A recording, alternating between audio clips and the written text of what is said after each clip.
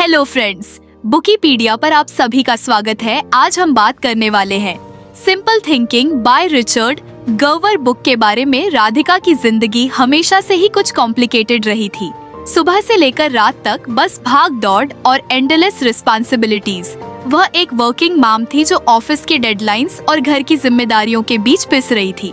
हर रात जब वह थक कर बिस्तर पर गिरती तो सोचती, क्या यही जिंदगी है? क्या मैं बस इसे निभा रही हूँ? जीने एक दिन राधिका अपनी फेवरेट कॉफी शॉप में बैठी थी। वह वहाँ अक्सर आती थी, बस कुछ पल सुकून के लिए। वहाँ की खिड़की से बाहर झांकते हुए उसकी नजर एक किताब पर पड़ी।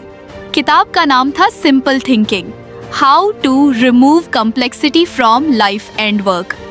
उसने किताब उठाई और कैजुअली पलटने लगी। पहली लाइन ने ही उसे खींच लिया, understanding and defining your core purpose is essential ने। सोचा, कोर पर्पस, मेरा कोर पर्पस क्या है? उसे समझ नहीं आया, लेकिन क्यूरियोसिटी बढ़ गई। उसने किताब खरीद ली और उसी रात सोने से पहले पढ़ना शुरू किया। पहला चैप्टर था क्लैरिटी इन पर्पस। किताब के पहले पन्ने पर लिखा था, जब तक तुम्हें यह नहीं पता होगा कि तुम्हारी जिंदगी का असली मकसद क्या है, तब तक तुम्हारा हर दिन बस एक अनचाही दौड़ की तरह लगेगा।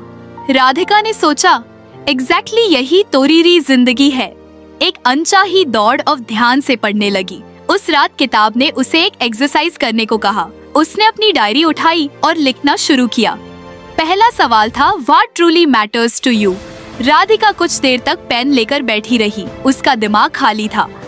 मुझे क्या सच में मैटर करता है?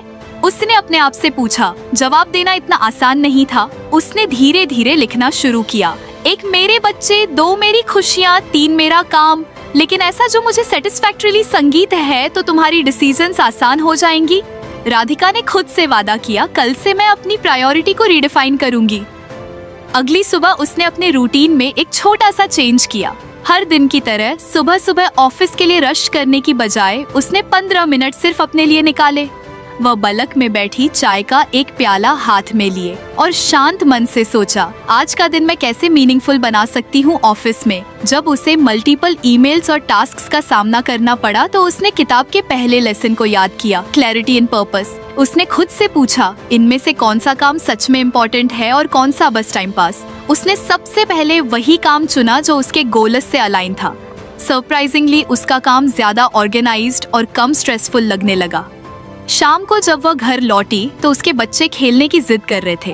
पहले वह उन्हें टाल देती थी, सोचती थी कि थकान के कारण उसे आराम चाहिए। लेकिन आज उसने प्रायोरिटी ईज किया कि उसकी जिंदगी में बच्चों के साथ मोमेंट्स बनाना ज्यादा जरूरी है।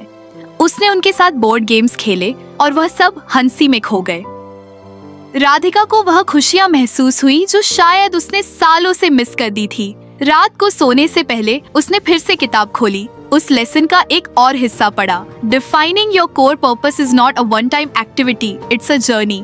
रात ने सोचा, शायद ये जर्नी मुझे अपनी खोई हुई जिंदगी वापस दिला सकती है। अगले कुछ दिनों में राधिका ने अपने डिसीजंस और हैबिट्स को एनालाइज करना शुरू किया। उसने पाया कि वह कई ऐसी चीजें कर रही थी जो सिर्फ दूसरों को खुश करने के लिए थी।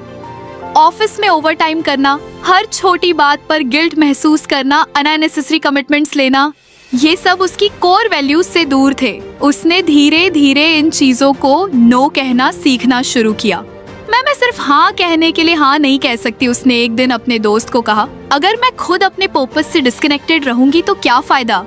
किताब के पहले लेसन ने उसकी सोच में सुपथल लेकिन बहुत इम्पैक्टफुल बदलाव ला दिया था। वह अब हर सुबह खुद से एक सवाल पूछने लगी, आज मैं ऐसा क्या कर सकती हूँ जो मेरे पर्पस को स्ट्रेंथ करे? ऐसे ही एक दिन जब वह किताब पढ़ रही थी तो उसने नोटिस किया कि उसमें एक कहानी थी एक आदमी की जो अपने पूरे करियर में बस सक्सेस के पीछे भागता रहा, लेकिन उसे कभी सेटिस्फैक्टरीली संगीत पर्पस सिर्फ प्रोफेशनल लाइफ तक सीमित नहीं है, ये पर्सनल लाइफ में भी इक्वली इम्पोर्टेंट है।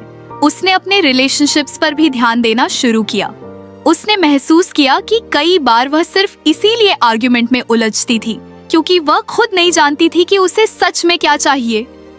एंटी, उसने अपने पति से कहा, एक दिन हमें हर छोटी बात पर लड़ने की बजाय यह सोचना चाहिए कि क्या यह सच में इम्पोर्टेंट है। उनके बीच कम्युनिकेशन धीरे धीरे बेहतर होने लगा। हर दिन राधिका अपने अंदर सटल बदलाव महसूस कर रही थी। अगर आपको हमारी फ्री समरी अच्छी लगती है तो आप हमारे चैनल को सब्सक्राइब कर सकते हैं, हमारी मेंबरशिप खरीद सकते हैं या हमें यूपीआई के थ्रू सपोर्ट कर सकते हैं। अब समरी पर वापस चलते हैं। वह पहले से ज्यादा सेंटर्ड और माइंडफुल हो रही थी। उसे अब डिसीजंस लेने में कंफ्यूजन नहीं होता था, क्योंकि वह जानती थी कि उसका कोर पर्पस क्या है। कहानी यहीं खत्म नहीं हुई थी। किताब का पहला लेसन तो बस एक शुरुआत थी। राधिका जानती थी कि अब उसे और भी बहुत कुछ सीखना है, लेकिन उसने तय कर लिया था कि इस बार वह अपनी जिंदगी को बस सरवाइव नहीं करेगी, बल्कि उसे पूरी तरह से जिग्गी। और किताब के अगले चैप्टर का इंतजार करते हुए उसने सोचा, शायद यह जर्नी मेरी जिंदगी को एक नए लेवल पर ले जाएगी। राधिका अब किताब के पहले लेसन से अपने जीवन में सटल लेकिन पावरफुल बदलाव महसूस कर रही थी।